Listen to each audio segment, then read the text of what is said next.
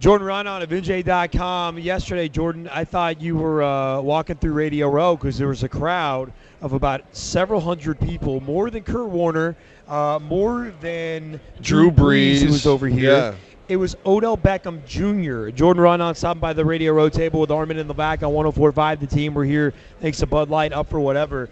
What is up with the amount of attention that Odell Beckham Jr. is getting here in Phoenix? Yeah, I mean, the kid's a star. First of all, he trains out here. This is where he comes out at Arizona. So he kind of makes his off-season home here. This is where he's going to stay. This is where he's been for the last couple of weeks, and he's going to stay here probably till the beginning of the off-season workouts. But he's a star, man. Kid's throwing parties left and right, private party here, hosted a fashion show the other night. But look, this is how big he is, okay? The host of the event was Odell Beckham. He's the headliner they get for the event. There's guys like Patrick Peterson, who plays here, an all-pro, a multi-time Pro Bowler, Joe Hayden, Andre Roberts is a wide receiver who also played here, Michael Floyd, all these guys. These are the secondary guys. The headliner of the event was Odell Beckham. That's where the kid's at right now. Everybody wants a piece of him. ESPN had him doing that one-handed catch thing. He set a world record that nobody knew ever existed anyway. And you know what? When I hear, hey, he set a world record for one-handed catches in a minute, I'm thinking to myself, hold on one second. There was a world record in the first place for one-handed catches in a minute? They got it for everything these days. It did just rain on me, by the way. Yeah. It is leaking. It's raining outside. in Phoenix. Yes. For real, no joke. Right. In the desert, it's raining. Right. Yes. But now it's raining inside Yes. also. There are holes in the roof above us. You're buddies with Odell Beckham Jr. in the sense that you talk to him almost every single day. Buddies. Yeah. During the season, outside the season. Well, you drive his ass nuts either way. Yeah. So it's my job. You know him well. It is your job. You know him well. So how is he handling all this? This could easily get somebody's head. How is he handling it? Yeah, I mean, there's a lot of pull on this kid right now, all different directions. And, it's tough because he's got endorsers coming from left and right. He's got an agent. He's got marketing people. He's got other people trying to push stuff on him. So, he's dealing with a lot. And as a kid, I mean, I'm calling him a kid. He's a 22-year-old young man who went from a talented first-round rookie to being followed by TMZ in the span of a week after he made that catch. So it's really changed everything for him. He's riding around in a yellow Maserati now that's on the cuff. Shut up. Yeah. There's a picture of it online if you want to check it out. It's pretty impressive. On the cuff too, completely. I love it. Everything's coming to this kid, and it's going to be interesting to see how it goes because when you have this kind of pull, there's a bunch of different directions it can go, and some and a bunch of those are not always very good. Jordan Raanan of NJ.com. Are there any concerns within the Giants organization? Is there anybody watching him to keep him in check? Is there any talk behind closed doors of there's a lot on this 22-year-old's plate? Let's just make sure that we keep his head straight. Yeah, there's definitely concern at all within the organization about people pulling on him from all different directions, and whether they've all talked. They all said to me, I've heard from multiple people that said to me just in the normal run of conversation that, we got to keep this kid's head, reasonable size, Sure. It could be a balloon, but we got to keep it from being a hot air balloon size, So that's going to be a real challenge, and the team knows it, and they're already have their fingers crossed, and I'm not sure everyone is totally 100% confident that it's going to be able to happen. Now, granted, they think that he loves football and he likes to play football, and that part of it is not going to be the big problem. But, there's other stuff that really can play into it that could become troublesome. And, by the way, I am really getting raindrops all over me here.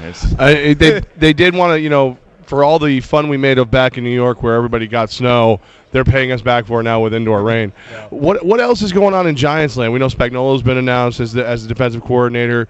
JPP, Antrel Roll are all going to be going to free agency. What are you hearing? What's going on with the rest of Giants land? I think that's where everything stands right now. It's like, okay, they're mapping out the route that they're about to travel here, and we're really going to find out more about it in the next couple weeks. Which guys stay, which guys are going to go, what they're going to do with guys like John Beeson, who there's definitely questions there. I mean, he has a big contract. He has a big cap number. Yeah. He hasn't played much, except for that first year with the Giants. He hasn't played much in the last 5 years. So can you pay him that? Do they have another what are their other options at middle linebacker? I think that is a really, really key spot and a really key decision they have to make. From what I've been hearing a little bit from people around the league and a little bit from people in the Giants organization, the JPP thing, what else do they have that they can allow JPP to go. That seems to be the common sentiment, like that they're almost backed into the point where, hey, they have to keep JPP. They, what else do they have defensive end wise? They have Demontre Moore, who's very unproven, and obviously the coaches do not.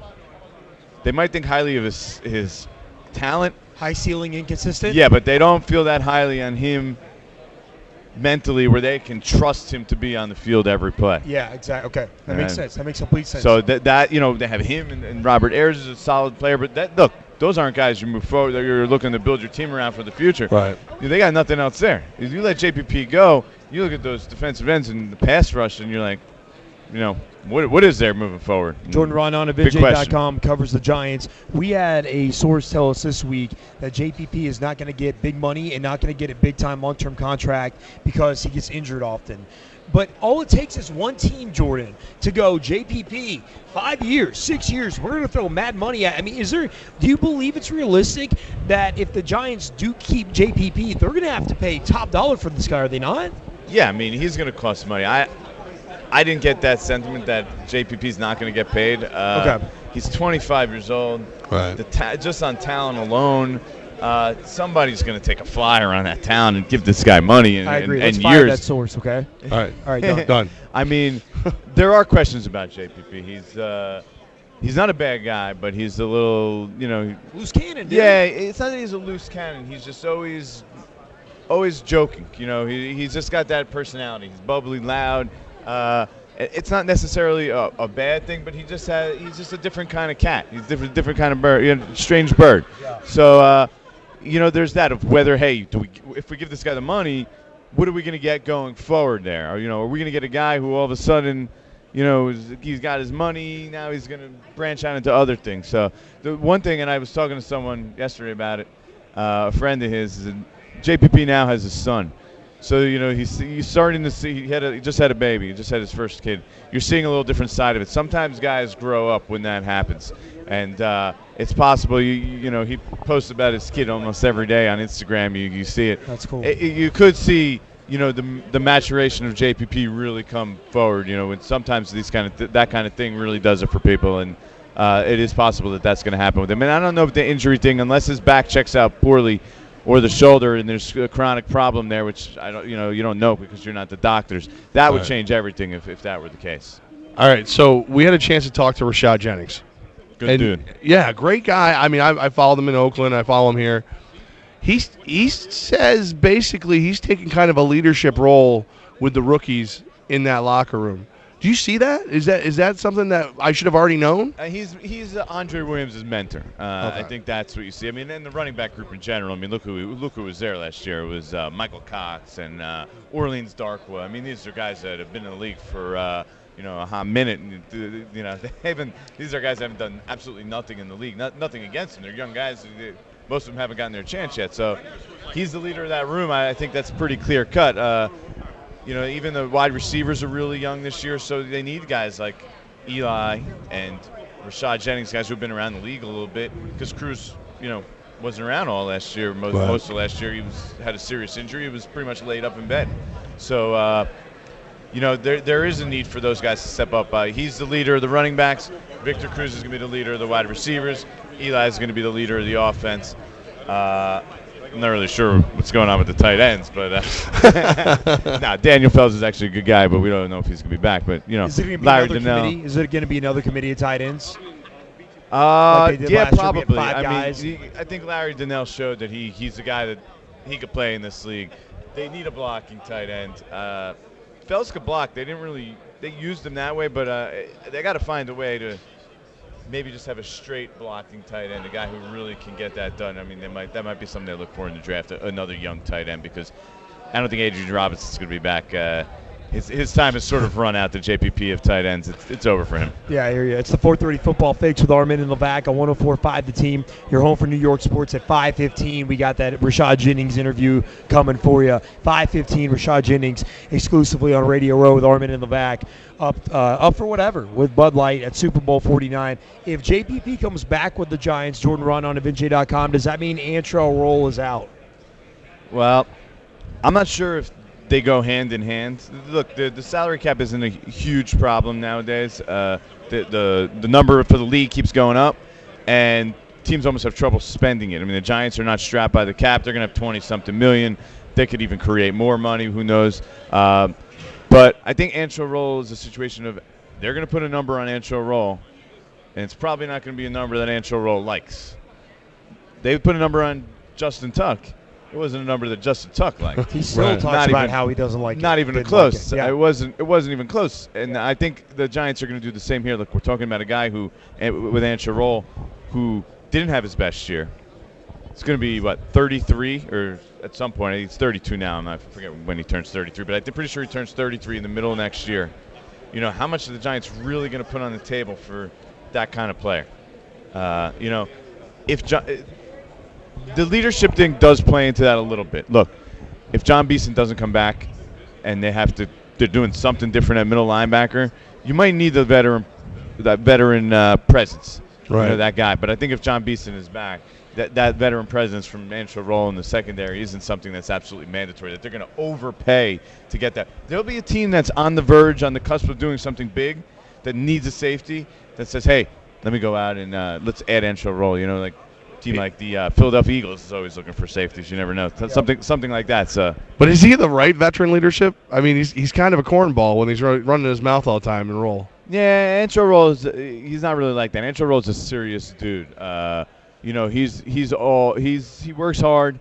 He's built all business, and he cares about winning. I don't know if there's many guys in that locker room, and that's what Tom Coughlin loves about him. He trusts him 1,000%. That when Tom Coughlin needs stuff to get done, that Antrel Roll is he's a serious guy. He'll make sure it gets done. So that Tom Coughlin really does like him. But he was a big Perry Fuel guy. He was very close to Perry. He liked the fact that Perry gave him a lot of free reign and a lot of input. Antrel Roll almost ran the show. He was chirping in Perry's ear a lot from what I heard. So. He liked that a lot. Now Perry's not there anymore. Who knows what it's going to be like now? It might, make things stricter for him. Might not be the perfect spot for him. Perry Fuel's now in the Washington Redskins, who've been looking for safeties for about 10 years. Right. And you know what? They actually really always like to go that route of older safety who's at the end of his career, who eventually they'll overpay and they'll get the worst years of his career. So that's a perfect Washington Redskin move if you think about it. There you go. Perfect. Jordan Raanan, NJ.com. Raanan, who's going to win the Super Bowl? I picked the New England Patriots. Really? I did. On your home New York sports, 22-16. I did write a story today, by the way, called the America's Most Hated Team, the New England Patriots. But it's a fair statement. But yet I still picked them. But I don't know. There's just something about this team. I think that they've really downplayed this whole Deflategate thing, but I, in my heart of hearts, I really think that they're using that as, hey, it's us against the world right now. We're out there. We're going to go show everybody. And this is a good team. And Tom Brady, Darrelle Revis now on the other side of the ball. That defense is good. Right. I just have trouble seeing the Seattle Seahawks putting up a lot of points. And I think the only way that the Seahawks win is they're going to have to do something special, either on special teams or score some points on their defense in order to win. So I don't really see that happening. I'm going with the Patriots 22-16. There he is, Jordan Raanan of NJ.com, at Jordan Raanan. Don't put your life on that, by the way. On Twitter. Check out his column today on why the Patriots are the most hated team in the world. I'm interested in that one. Yeah, I was about 30 under 500 in the last 6 weeks of the season. I was 30 over the first 10 weeks of the season. That's picking, worse than Levack. which was unbelievable. But 30 over, come on, you can 30. I was on fire. I was telling everybody, hey, you guys, and I was, rubbing in everyone's faces because I was like, I better rub it in now because I know I'm about to go to the tank. It's only a matter of time. See, I was terrible against the spread, but I was good with the spread. Yes, agreed. Yeah, agreed, all right. agreed. Straight pick 'em, I kicked your butt. Yeah, straight pick 'em. I got a hand in me. Probably got the edge on me. I agree with you on that. Yeah, I would say so. Raanan, Should never go straight pick 'em, by the way. go outside in the rain because it's just like being inside right now. Yeah, there's no difference. Right. There might be less rain outside. There's worse things than being here for the Super Bowl. It's actually a pretty good Super Bowl, as much as we heard very little about the actual matchup. Good game. And I got a Bud Light koozie for you, too, because we're here because of this. Right. There you go. We didn't give you anything. When you see me out at the parties the next couple nights, this will be in my hands. Perfect. Raanan, love you, baby.